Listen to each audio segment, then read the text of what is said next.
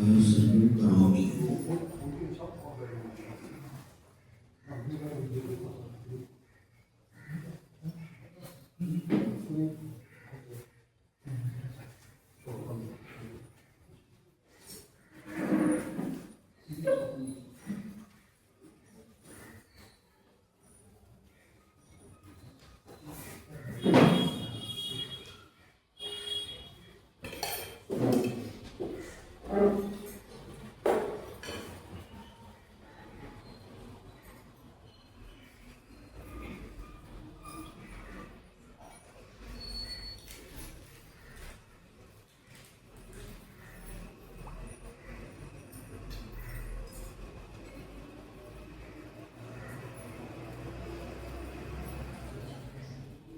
ओंकारं बिन्दुसंयुक्तं नित्यं ध्यायन्ति योगिनः कामदं मोक्षदं चैव ओंकाराय नमो नमः। अविरलशब्दघनोपवृक्षालित सकलभूतलकलङ्काः मुनिर्पाशतीर्था सरस्वती हरितनोदुरितम् अज्ञानतिमिरान्धानां ज्ञानाञ्जनशलाकया चक्षुरुन्मीलितं येन तस्मै श्रीगुरवे नमः। परमगुरुभ्यो नमः। परम्पराचार्यगुरुभ्यो नमः।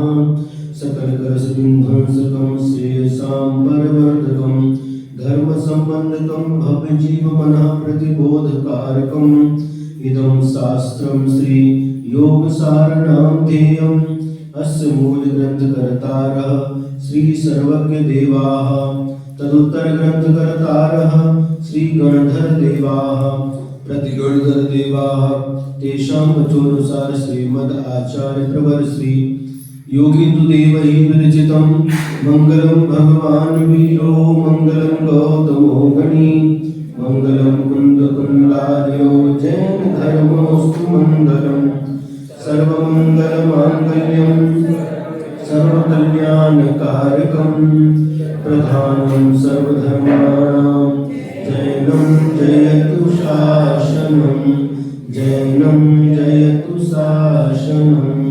कोटिशतं द्वादशैव कोट्यो लक्षाण्यशीतितृतिकानि चैव पञ्चाशदष्टोत्तरसहस्रसङ्ख्या एतच्छ्रुतं पञ्चपदं नमामि अरिहन्तभासिनत्थं गणहरदेहिं ग्रन्थिं सम्मं प्रणमामि भक्तियुक्तो सुदनान्मो वयं शिरसा इच्छामि भन्ते सुदभक्ति कौशुको कौतुसानुचुं अंगोंग पैने पावडे पर्यमि सुपरमाणि योग पुपगे चूड़िया चेव सुतते द्विधम्मकायं सयानिच कालमंचेमि पूजेमि वन्दामि नमोसामि दुःखको कमको भोरिलाओ सुवैगमनं समाहि मरणं जिनगुण संपत्ति हो मध्यम पौर्वाणिक स्वाध्याय वेलायां पूर्वाचार्यानुक्रमेण सकल कर्मक्षयार्थं भाव पूजा वंदना स्तव समेतं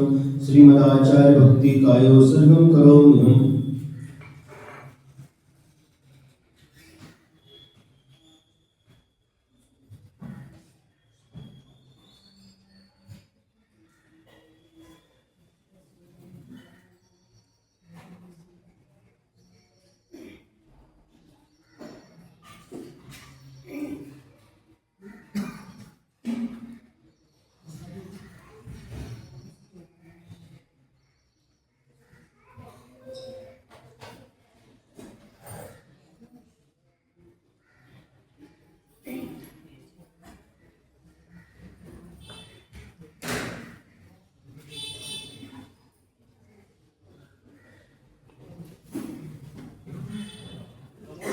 श्रुतुजनधिपारगेभ्यः स्वपरमतिविभावनः पटुमतेभ्यः सुचरितपोनिधिभ्यो नमो गुरुभ्यो गुणगुरुभ्यः छत्तीसगुणसमग्रे पञ्चव्याचारकरणसन्दर्शे शिष्यानुग्रह कुशले धम्मायरेशया वन्दे गुरुभक्तिसंयमेन तरन्ति संसारसागरं घोरं छिन्नन्ति अर्थकम्मं जन्ममरणं पावयन्ति ये नित्यं व्रतमन्त्रहोमनिरता ध्यानाग्निहोत्राकुलाः षट्कर परमाभिरतास्तपोधनधना साधु क्रिया साधवः शील प्रवरणा गुण प्रहरणाश्चंद्रार्कतेजोदका मोक्षद्वार कपाट पाटन भटा क्रीडन्तु मां साधवः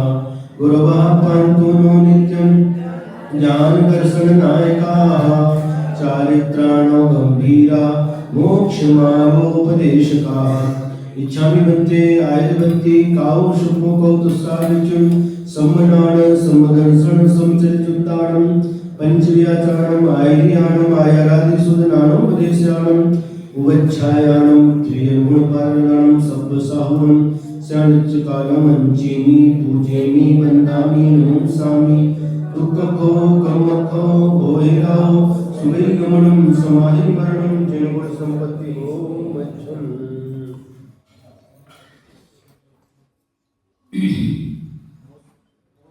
निम्मल छाड़ परेठया कम्म कलंक डहेबि अप्पालद्धौ जेण परु ते परमापणवेमि ते परमापणवेमि। दोहा सूत्र नंबर 89 अप्पसरोबः जो रमई छंडी विसुह व्यवहारु सो सम्मा इट्ठी हवै लहु पावै भव पारु। आत्मस्वरूपे यह रमते त्यक्त्वा सर्वं व्यवहारम जो सभी व्यवहार को छोड़ करके अपने आत्म स्वरूप में रमता है रमण करता है स सम्यक दृष्टि भवति लघु प्राप्नोति भव पारम वह सम्यक दृष्टि जीव शीघ्र ही संसार से पार हो जाता है।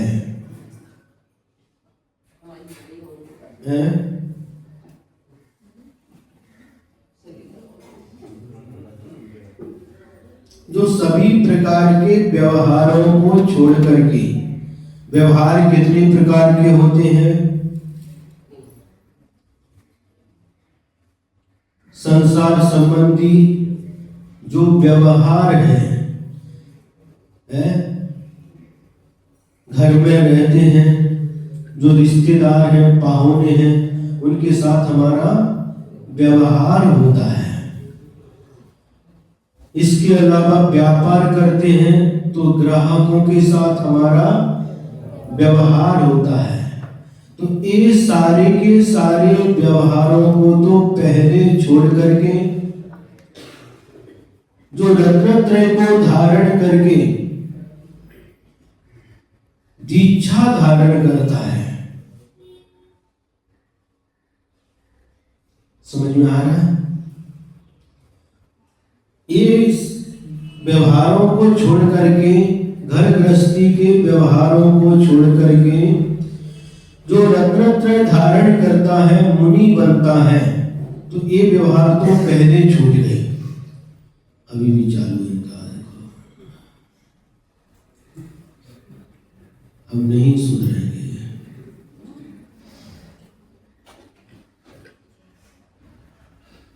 इसके बाद में वह व्यवहार छूट गया अशुभ व्यवहार छूट गया। अब इसके बाद में मुनि बनने के बाद में और व्यवहार प्रारंभ हो जाता है। भगवान की स्तुति करना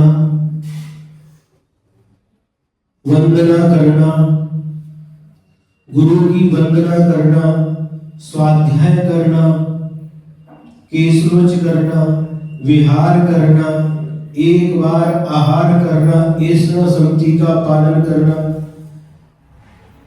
चलते समय ईर्य संगति का पालन करना उपदेश देना ये सारे के सारे व्यवहार इनको हम अंगीकार करते हैं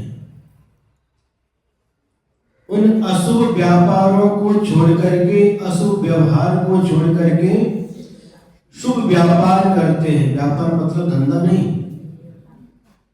इंद्रियों का व्यापार, मन का व्यापार हम शुभ करते हैं। ये सारे के सारे व्यवहार कैसे हैं? कौन से? भगवान की वस्तु वंदना, स्तुति, प्रतिक्रमण, सामायिक, तीर्थ यात्रा, गुरु की सेवा, भैया वृत्ति, साधुओं की सेवा आदि व्यवहार कैसा है? शुभ व्यवहार। पहले अशुभ व्यवहार को छोड़ करके शुभ व्यवहार करना पड़ता है और इसके उपरांत शुभ व्यापार को भी, शुभ व्यवहार को भी छोड़ना पड़ता है।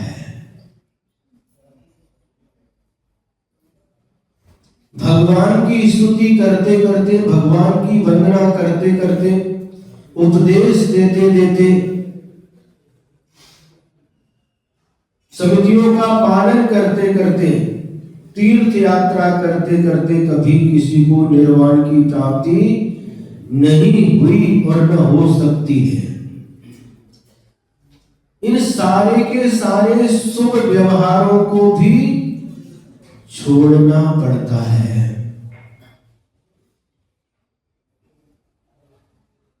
ये तो अलग बात हो गई, नई बात है। इनको छोड़ो, इन शुभ व्यवहार को छोड़ो, तुम्हारे हम करते ही नहीं। जब छोड़ना है तो करना ही क्यों नहीं? यह क्रम है। पहले अशुभ व्यवहार को छोड़ करके शुभ व्यवहार करना पड़ता है। शुभ को ही छोड़ दो ऐसा नहीं होता। और शुभ व्यवहार करते करते जब हम अभ्यस्त हो जाते हैं, फिर उसके बाद में कहते हैं इन शुभ व्यवहार को भी छोड़ो। बहुत ऊपर की बात है, बहुत ऊपर की बात है। पहले अव्रतों को छोड़ करके व्रत धारण करने पड़ते हैं। 5 पाप हैं: हिंसा, झूठ, चोरी, कुशील और परिग्रह। इन 5 पापों को छोड़ करके 5 व्रत अंगीकार करने पड़ते हैं: अहिंसा, सत्य, अस्तेय, ब्रह्मचर्य और अपरिग्रह।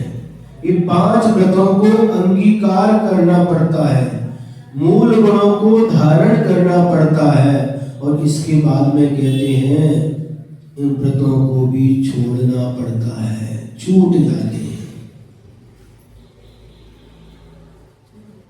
अरे ये कैसी बात है? अव्रतों को, पापों को छोड़ने की बात तो सुनी थी, लेकिन यहां पर कह रहे व्रतों को भी छोड़ना पड़ता है।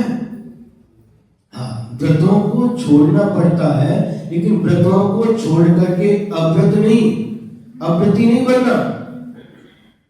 किंतु कहा महाराज ने कहा व्रतों को छोड़ दो तो छोड़ दो, नहीं। उन व्रतों को छोड़ करके कब छोड़ना पड़ता? छूट जाते अपने आप जब ध्यान में बैठ जाते हैं। मुनि महाराज जब आत्म ध्यान में लीन हो जाते हैं, उस समय सारे के सारे व्रत अपने आप छूट जाते हैं। अब चलो मंदिर भगवान की वंदना करना नहीं, प्रतिक्रमण नहीं, तीर्थ यात्रा नहीं, गुरु की भक्ति नहीं, गुरु की सेवा नहीं, सब कुछ छूट जाता है।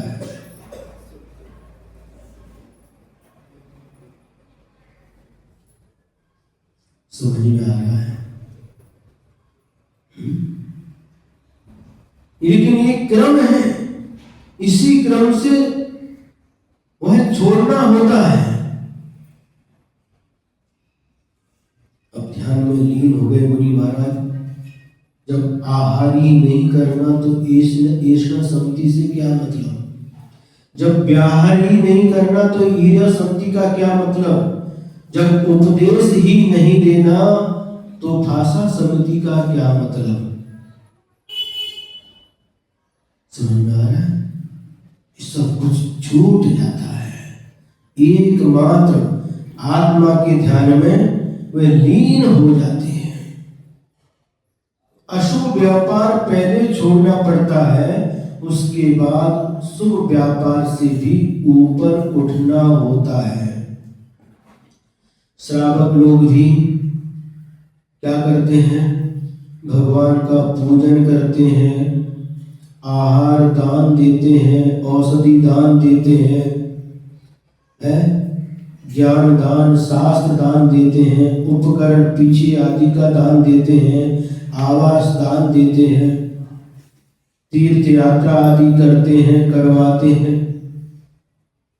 इस सारा का सारा शुभ व्यवहार है। और जिस दिन उपवास होता है उस दिन क्या करते हैं? उस दिन कहते हैं अशुभ व्यापार को पूर्ण रूप से छोड़ो। उपवास के दिन सबका त्याग। जिस दिन उपवास करते हैं उस दिन टीवी का त्याग, मोबाइल का त्याग, भोजन बनाने का त्याग, झाड़ू पोछा करने का त्याग, कपड़े धोने का त्याग, कुछ भी नहीं करना। और यहां तक लिखा है कि स्नान का भी त्याग। स्नान नहीं करना, हाँ, उत्कृष्ट तो यही है। स्नान नहीं करके जैसे आर्यकाएं रहती हैं, महिलाएं उसी प्रकार से रहें, और पुरुष मुनि के समान। मुनि का मतलब कपड़ा निकाल करके नहीं है, वो पहले रहते भी थी। सुदर्शन सेठ का उदाहरण मिलता है। अष्टमी चतुर्दशी के दिन उपवास करते थे और जंगल में जाकर के निर्वस्त्र होकर के वस्त्रों का त्याग करके ध्यान करते थे। कहाँ? एकांत में। और यदि यहां रहते हैं तो वस्त्रों को छोड़ करके बाकी सब कुछ त्याग, श्रृंगार का त्याग। महाराज जी, अगर उपवास होता है लेकिन घर में छोटा बच्चा होता है तो भोजन तो पकाना ही पड़ता है। ये अलग बात है। क्योंकि मैं तो करती हूँ, मेरे है, लेकिन छोटा बच्चा है तो मैं तो पका के भी आई। हाँ, अभी परिस्थिति को देख करके। लेकिन दूसरा कोई यदि पकाने वाला है, कोई नहीं है। मतलब हम भी यहाँ पे अकेले रहते, पूरी फैमिली राजस्थान में। अच्छा अच्छा, बच्चे के पापा को पकाते नहीं आता क्या?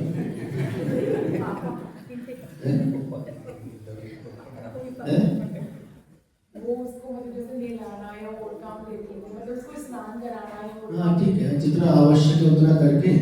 वैसे उत्तम तो यही है, उसमें कुछ भी नहीं करना। दिन भर नमोकार मंत्र की माला, स्वाध्याय, भक्तामर, पूरा दिन धर्म में ही निकाला। सब कुछ त्याग, स्नान का त्याग, श्रृंगार का त्याग, कंघी दर्पण देखने का त्याग। दर्पण में क्या देखते हैं? क्या देखते हैं? अपना चेहरा देखते हैं। उस दिन अपना चेहरा भी नहीं देखना, एकमात्र भगवान का ही चेहरा देखना। आत्मचिंतन करना, 12 भावनाओं का चिंतन करना। इस प्रकार से पूरा दिन धर्म ध्यान पूर्वक व्यतीत करना चाहिए। मात्र भोजन के त्याग का नाम उपवास नहीं है। लोग क्या समझते हैं? हमने भोजन नहीं किया, पानी नहीं पिया, भोजन पानी का त्याग उपवास। इसका नाम उपवास नहीं है, इसका नाम है लंघन।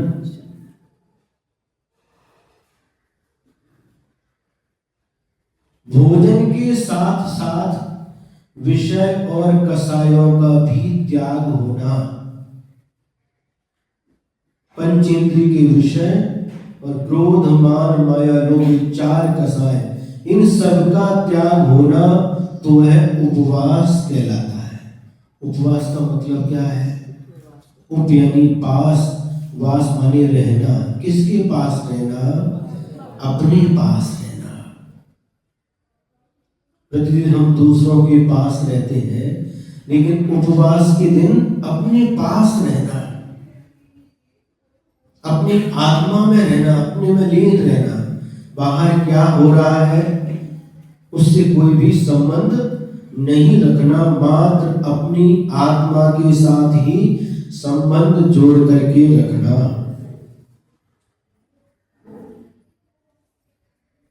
इसका नाम सही उपवास है। और यदि बिना स्नान के नहीं रह सकते तो थोड़े पानी में स्नान करके भगवान की पूजा आदि करना, ये मध्यम मार्ग है। स्नान नहीं करना ही उत्तम मार्ग है। नहीं महाराज, कई लोग रहते हैं उपवास करते हैं और उपवास के दिन एक बार नहीं, 2 बार नहीं, 3 बार स्नान करते हैं।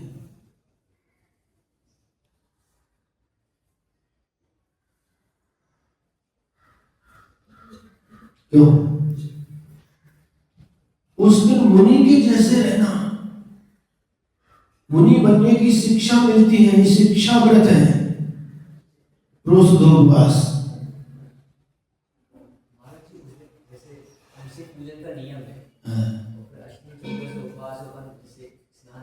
तो नहीं, कोई आवश्यकता नहीं आपको आवश्यकता की लोगों को पाठन करिए।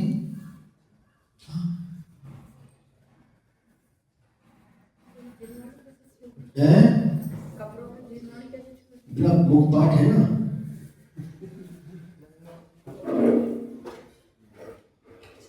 याद नहीं है तो फिर यदि जनवाणी सुना तो उसको बस परिवर्तन करके, हाँ, तो ये उत्तम। आपको नहीं होता तो फिर दूसरा मार्ग क्या है?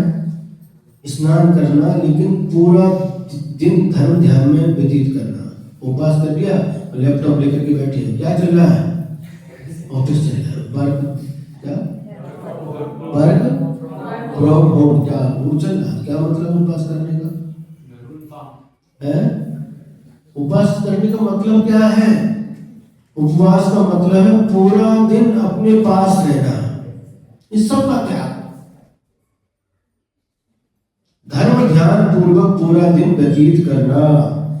तो जो सभी व्यवहार को छोड़ता है, पहले अशुभ व्यापार को छोड़ता है और बाद में शुभ व्यापार को भी छोड़ देता है,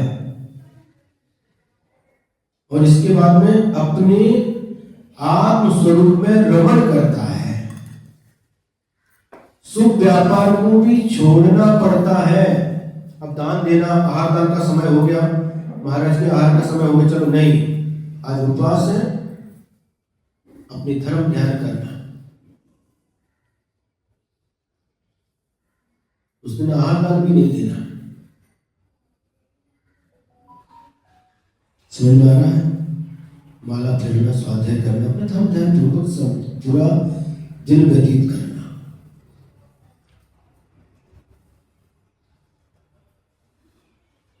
पूजन का समय हो गया, आहार दान का समय हो गया, नहीं कुछ नहीं, अब कुछ जरूरत नहीं, आज उपवास है, कुछ आवश्यकता नहीं।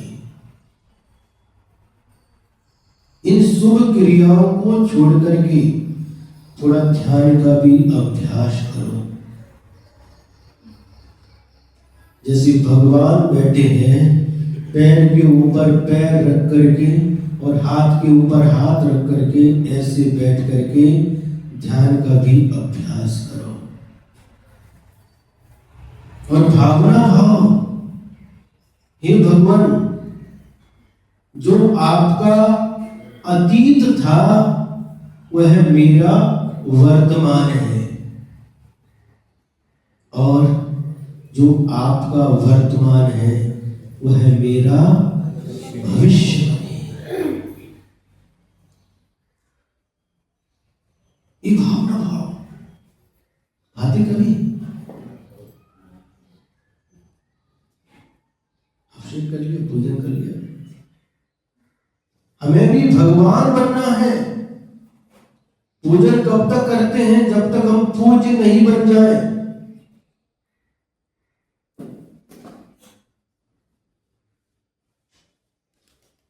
जी ने कहा था, तारंगा जी गुजरात। बहुत बढ़िया, बहुत बढ़िया।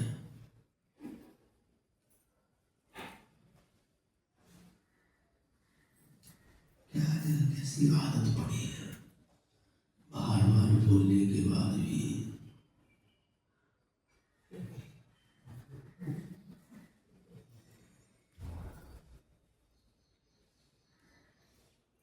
हम और प्रणव सागर जी उधर संघ में प्रवेश हुआ था, तारंगा जी सिद्ध क्षेत्र। अप्रैल 20 या 25 अप्रैल थी 1996। तो वाचस्पति ने कहा था, ब्रह्मचारी जी भोजन छूट जाए तो चिंता मत करना, लेकिन भगवान की पूजन कभी मत छोड़ना। कब तक? जब तक तुम पूजा के योग्य नहीं बन जाते, जब तक तुम्हारी पूजा नहीं होती तब तक तुम पूजा मत छोड़ना। समझ आ रहा है? पूजा कब होगी? जब रत्नात्रय धारण करेंगे, मुनि बनेंगे, तब तक पूजन करना।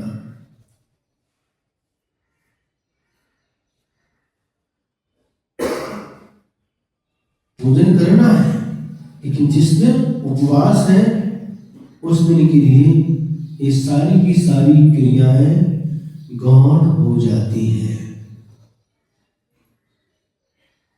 आत्मचिंतन, आत्म ध्यान करो। ध्यान नहीं होता तो आत्मा का चिंतन करो कि मैं इन सबसे भिन्न हूं। जिस प्रकार से जब हम आकाश में देखते हैं तो क्या दिखाई देता है? क्या दिखाई देता है? रात्रि के समय आकाश में देखते तो क्या दिखाई देता है?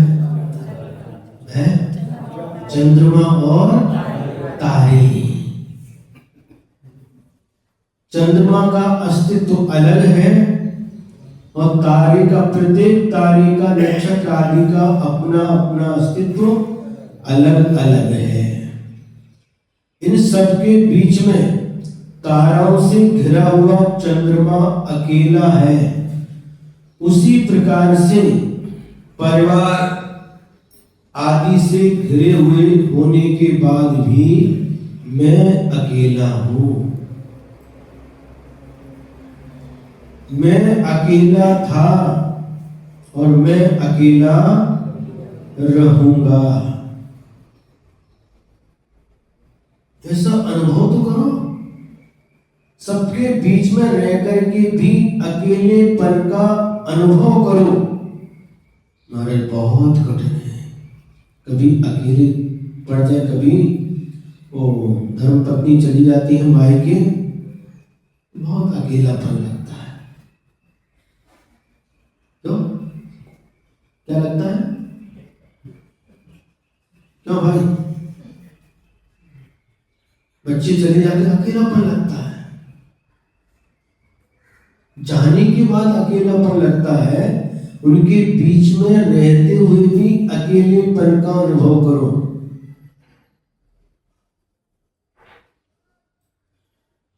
नैनागिरी में 1987 23 महाराज का संघ था और 23 दीक्षाएं और दे दी आचार्य ने। 12 क्षुल्लक दीक्षाएं और 11 आर्यका दीक्षा। पहली बार आर्यका दीक्षा दी थी, गुरुमति, धर्ममति आदि। तो कितने हो गए? 23 पहले से थे, 23 और हो गए, 46 डबल हो गए।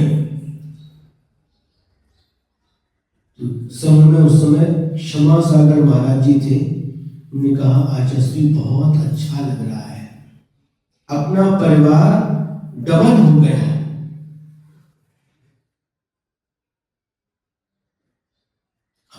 आचार्य ने मुस्कुरा करके सुन लिया। फिर क्षमा सागर महाराज जी ने प्रश्न पूछा, गुरुदेव इतना बड़ा संघ हो गया, आपको कैसा लग रहा है? गुरुदेव मुस्कुराए, कुछ भी उत्तर नहीं दिया।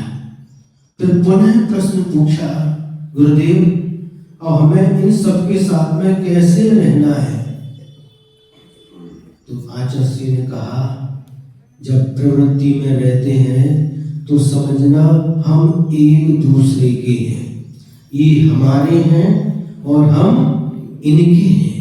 और जब सामायिक में बैठते हैं उस समय चिंतन करना, मेरी आत्मा को छोड़ करके मेरा कोई भी नहीं है, कुछ भी मेरा नहीं है। कितना सुंदर उत्तर दिया। यदि व्यवहार में रहेंगे तो हम, मेरा कोई भी नहीं है, कोई साधु बीमार तो हमारा कोई नहीं, मेरी आत्मा को छोड़ देंगे, व्यवहार समाप्त हो जाएगा। जब व्यवहार में है तो हम एक दूसरे के हैं, ये हमारे हैं और हम इनके हैं। जिस समय ध्यान में बैठ गए, सामायिक में बैठ गए, उस समय मेरा कोई भी नहीं है। उस अकेलेपन का, एकत्व का आनंद अलग ही आता है। इसलिए चतुर्थ काल में मुनि महाराज मात्र आहार ग्रहण करने के लिए शहर में आते थे, गांव में आते थे और आहार करके वापस जंगल की तरफ चली जाते थे।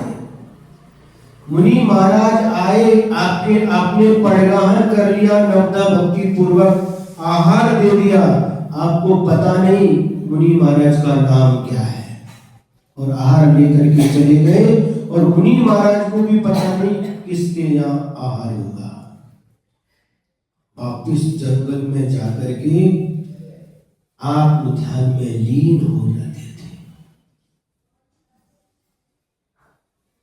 भीड़ से बचते थे, एकांत में रह करके ही अपनी आत्म साधना, आत्म ध्यान करते थे।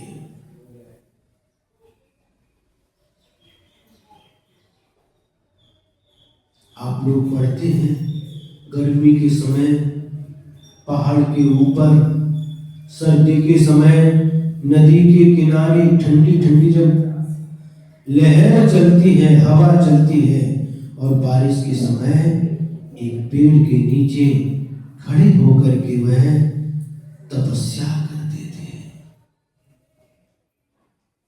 गुरु जी ने लिखा है योगी भक्ति में, ग्रीष्म काल में आग बरसती, गिर शिखरों पर रहते हैं, बरसा ऋतु में कठिन परिश्रम, तरुतल रह कर सहते हैं, तथा शिशिर रहे मंद काल में, बाहर धूप पर सोते हैं, वंदे साधु ये वंदन करता, दुर्लभ दर्शन होते हैं, दुर्लभ दर्शन होते हैं।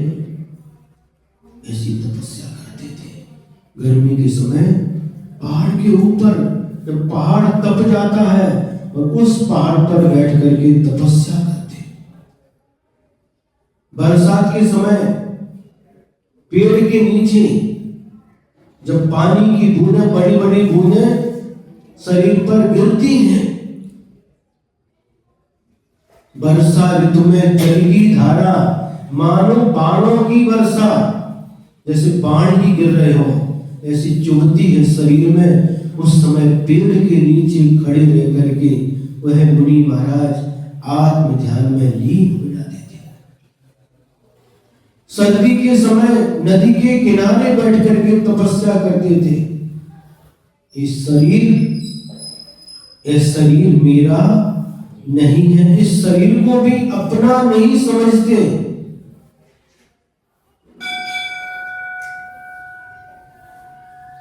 क्या साधना है, क्या वैभव है, आत्म वैभव, जिसको प्राप्त करने के लिए सबसे दूर चले जाते हैं। एकांत स्थान पर रहते हैं, पहाड़ के ऊपर, उपवन में, बगीचे में, जंगल में, नदी के किनारे, समुद्र के तट पर, गुफाओं में, कंदरों में जब कोई नहीं पहुंच सकता, वहां जाकर के एकांत में रहते हैं। और कभी बोलने का अवसर आए तो मन में पीड़ा होती, मुझे क्यों बोलना पड़ रहा है। बाहर आते हैं, आहार के लिए जाते तो भी मन में उनको पीड़ा का अनुभव होता, मुझे क्यों जाना पड़ रहा है।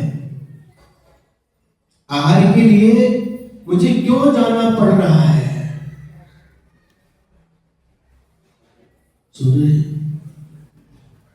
प्रतिदिन नहीं करते थे, हफ्ते में, 15 दिन में, महीने में एक बार आहार करते थे, उसमें भी उनको पीड़ा होती थी कि मुझे ये क्यों करना पड़ रहा। भगवान ऐसा दिन कब आए जब आहार भी छूट जाए, आहार का भी संबंध समाप्त हो जाए और इस शरीर का भी संबंध हमेशा हमेशा के लिए समाप्त हो जाए। आप लोग संबंध जोड़ने में आनंद का अनुभव करते हैं और वह महान तपस्वी साधु संबंध तोड़ने में आनंद का अनुभव करते हैं। कैसे महाराज, घर में लड़का है और संबंध जोड़ दिया, अच्छी लड़की के साथ में शादी कर दी, तो आनंद का अनुभव करते। हाँ महाराज, हाँ, उत्सव मनाते हैं, विवाह उत्सव, लोगों को बुलाते हैं, बहुत पैसा खर्च करते हैं,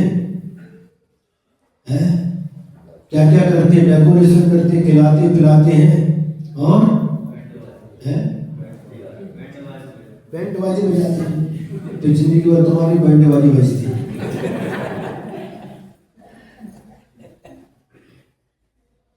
क्या क्या करते हैं, उसको उत्सव के रूप में मनाते हैं।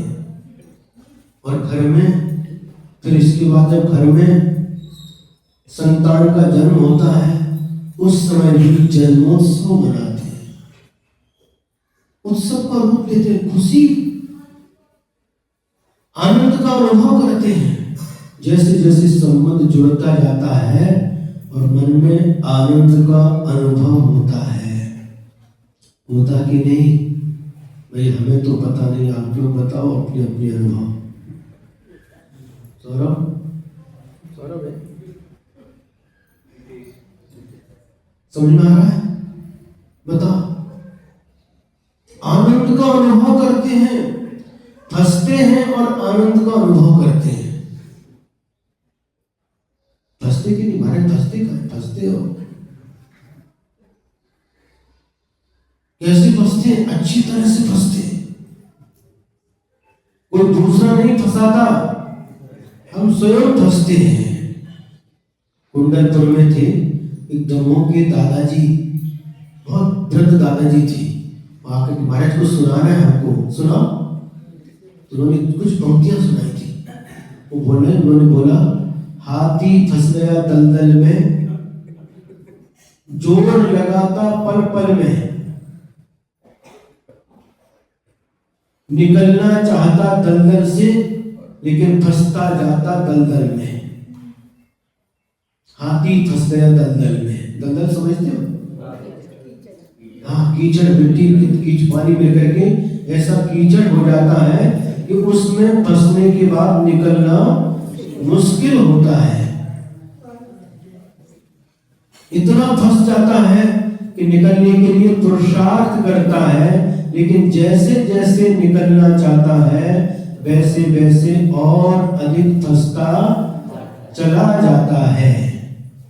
उसी प्रकार से हम लोग भी स्वयं फंस जाते हैं, कोई दूसरा नहीं फंसाता, निकलने का प्रयास करते हैं लेकिन निकल नहीं पाते और अधिक फंसते चले जाते हैं। और यदि हमें निकलना है तो हमें स्वयं ही पुरुषार्थ करना पड़ेगा। तो जो सभी प्रकार के शुभ अशुभ व्यवहार को छोड़ करके अपने आत्म स्वरूप में रमण करता है, वही सम्यक दृष्टि जीव शीघ्र ही संसार समुद्र से पार हो जाता है। पार होना कि नहीं है? उसका रास्ता यही है। हमें सभी को संसार समुद्र से पार होना है, तो तीर्थंकर भगवंतों के द्वारा बताए गए मार्ग पर आना होगा, तभी हम संसार रूपी समुद्र से पार हो सकते हैं। सभी संसार समुद्र से पार हो और सभी सिद्ध भगवान बने, इन्हीं मंगल भावनाओं के साथ। यदर्थ मात्रा पदवाक्यहीनम् मया प्रमादाद् यत्किंचनोक्तं तन्मे क्षमित्वा विदधातु देवी सरस्वती केवलबोधिनब्धिं। बोधि समाधि परिणाम शुद्धि आत्मोपलब्धि शिव सौख्य सिद्धि चिंतामणि चिंतित वस्तुनाले त्वमन्यमानस्य ममास्तु देवी। त्वमन्यमानस्य ममास्तु देवी। द्वादशां दिनवाणी माता की परम पूज्य आचार्य गुरुवर श्री विद्यासागर जी महाराज की जय।